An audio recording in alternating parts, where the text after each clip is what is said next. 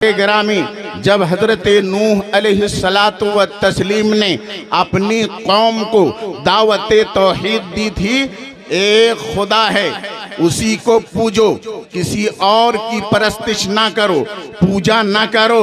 जब कौम को समझाया बुझाया, बार बार समझाया, तो कौम हजरत नूह की मुखालिफ हो गई, हजरत नूह की मुखालिफ हो गई और अजियत पे अजियत देने लगी, तकलीफ पे तकलीफ पहुंचाने लगी।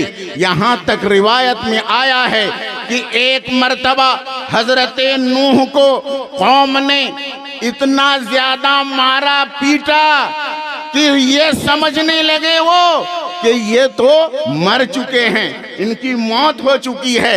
एक कमरे के अंदर हजरत नूह अलैहिस्सलाम को छोड़ देते हैं। हजरत नूह को जब होश आता है तो फिर कमरे से बाहर निकलते हैं और फिर वही ऐलान करते हैं, ऐ लोगों, बोलो खुदा एक है, गैरुल्लाह की परस्तिश से बाज आओ, गैरुल्लाह की इबादत ना करो, खुदा एक है। जैसे ही हजरत नूह ने ये ऐलान किया, ये दावत पहुंचाई, फिर कौम दुश्मनी पे आमादा हो गई।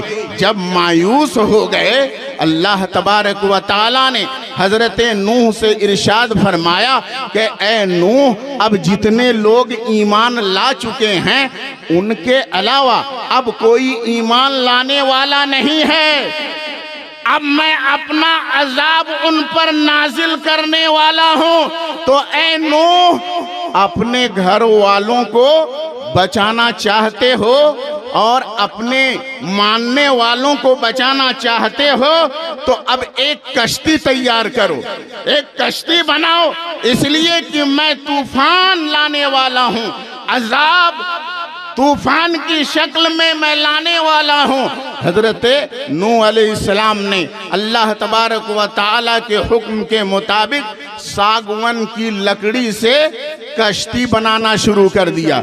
और जब कश्ती बनाने लगे तो कौम ने मजाक उड़ाना शुरू किया, देखो देखो, ये नूह तो कल तक अपने आप को अल्लाह का नबी कह रहे थे, लेकिन आज ये तो बढ़ई का काम कर रहे हैं, ये बढ़ई हैं, ये कह रहे थे मैं अल्लाह का रसूल हूँ, और देखो ये कश्ती बना रहे हैं। देखो, अरे ये तो अभी तो ना कोई सैलाब है ना पानी है, ये सूखे में कश्ती बना रहे हैं।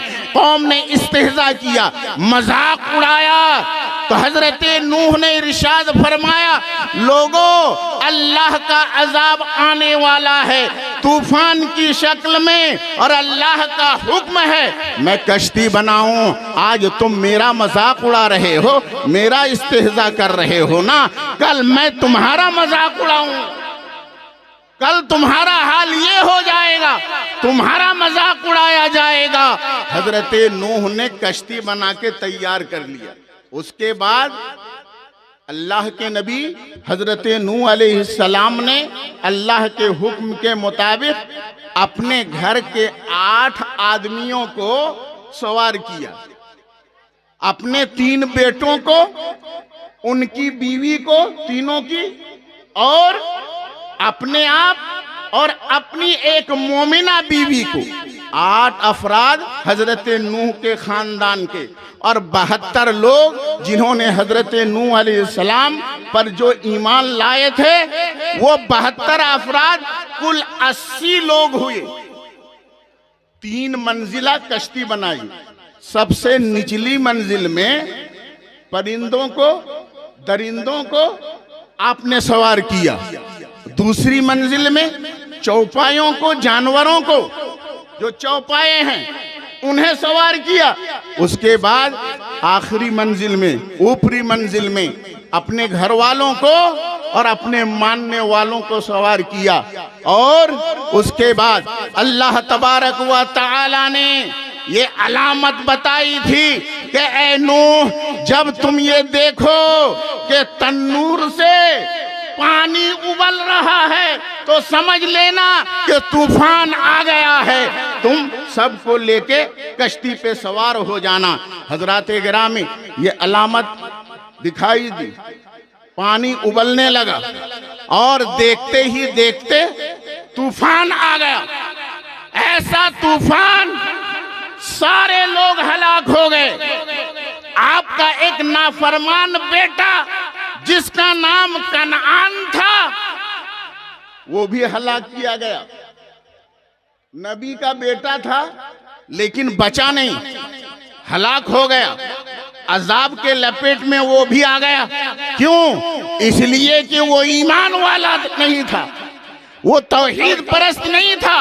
और हजरत नूह की एक बीवी जो काफिरा थी, वो भी हलाक कर दी गई। कहने का मतलब ये है, हजरत नूह ने कौम को समझाया, बार बार समझाया, दावते तौहीद दी, लेकिन कौम ने नहीं माना। नाफरमानी पे नाफरमानी करने पर आमादा रही तो अल्लाह तबारक व तआला ने उस कौम को मिटा दिया। कुरान में इसका जिक्र है। क्या ये सिर्फ किस्सा बयान करने के लिए है? क्या ये वाकया खाली बयान करने के लिए है? नहीं नहीं, इसमें नसीहत है, इसमें पैगाम है, इसमें मैसेज है कि अगर कोई भी क़यामत तक कोई भी कौम अगर अल्लाह तबारक व तआला की नाफरमान होगी, और जो दाई है, जो मुबल्लिग है, अल्लाह तबारक व तआला की तरफ जो दावत देने वाला है, उस मुबल्लिग के साथ अगर नाफरमानी का मुआमला करेगी, चाहे वो कोई भी कौम हो, जब अपने लीडर मजहबी पेशवा के साथ जब नाफरमानी और जब बेअदबी और गुस्ताखी का मुआमला करती है, तो उस कौम को इस दुनिया से और सफ़े हस्ती से मिटाने से कोई ताकत नहीं रोक सकती है।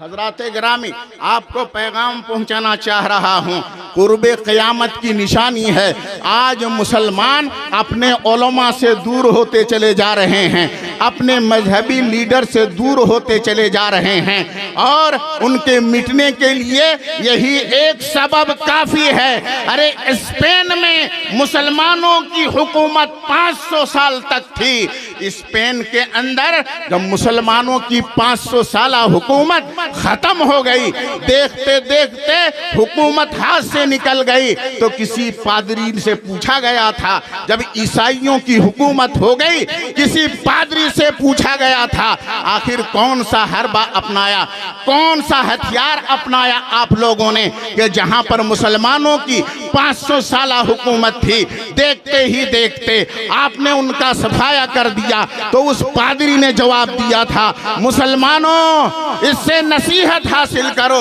और देखो, अपने आप में गौर करो, अपने माहौल में गौर करो। मेरे दोस्तों, उस पादरी ने जवाब दिया था, हमने कोई हथियार नहीं उठाया, हमने ताकत का इस्तेमाल नहीं किया, हमने सिर्फ इतना किया कि मुसलमान कौम का रिश्ता जो अपने मजहबी लीडरों से था, मुसलमान कौम का रिश्ता जो उसका ताल्लुक अपने उलमा से था, दीनी और मजहबी रहनुमाओं से था, हमने उस रिश्ते को तोड़ दिया, उस रिश्ते को हमने कमजोर कर दिया, उलमा से हमने अवाम को दूर कर दिया, हमने कुछ नहीं किया, सिर्फ यही हथियार हमने अपना लिया। तो 500 साल हुकूमत मुसलमानों की वो देखते ही देखते खत्म हो गई। मुसलमानों, आज बदकिस्मती से हमारी कौम के लोग अपने उलमा से बदजन होते चले जा रहे हैं, दूर होते चले जा रहे हैं और बेजा तफरीह में अपना वक्त गुजार रहे हैं। उलमा का इस्तेहज़ा करते हुए नजर आते हैं, उलमा का मजाक उड़ाते हुए नजर आते हैं, दीन से खुद दूर होते हुए नजर आते हैं। याद रखो, ये उलमाए दीन इल्म दीन की इशाअत करने वाले हैं, इल्म दीन को फैलाने वाले हैं, और यही इल्म दीन ही दीन है। जब उलमा नहीं रहेंगे तो क़यामत आ जाएगी, इसलिए कि इल्म दीन ख़त्म हो जाएगा, और जब इल्म दीन ख़त्म हो जाएगा तो क़यामत आ जाएगी। तो मैं ये मैसेज देना चाहता हूँ, मुसलमानों, इल्म दीन को अपने सीने से लगाओ उलमा का एहतराम करो, अपने मजहबी पेशवाओं के करीब आओ, उलमा की सोहबत इख्तियार करो, उलमा से मोहब्बत करो। हजरत अब्दुल्लाह इब्न मसऊद रदियल्लाहु तआला अन्हु का इरशाद है, आप फरमाते हैं कुन आलिमन औ मुतअल्लिमन औ मुत्तबिअन औ मुहिब्बन वला तकुन खामिसन फतहलो। सुनो, ये करो कि कम से कम तुम आलिम बन सकते हो तो आलिम बन जाओ, अगर आलिम नहीं बन सकते तो इल्म हासिल करने वाला बन जाओ, मुतअल्लिम बन जाओ। ये नहीं कर सकते तो आलिम के पीछे पीछे चलो, आलिम की पैरवी करो। ये भी नहीं कर सके तो कम से कम आलिम दीन से मोहब्बत करने वाला बनो। अगर आलिम दीन से मोहब्बत करने वाला भी नहीं बनोगे तो तुम बर्बाद हो जाओगे, हलाक हो जाओगे, तुम्हारी दुनिया भी तबाह हो जाएगी और तुम्हारी आखिरत भी बर्बाद हो जाएगी। वमा अलैना इल्लल बलाग। अस्सलामु अलैकुम व रहमतुल्लाह।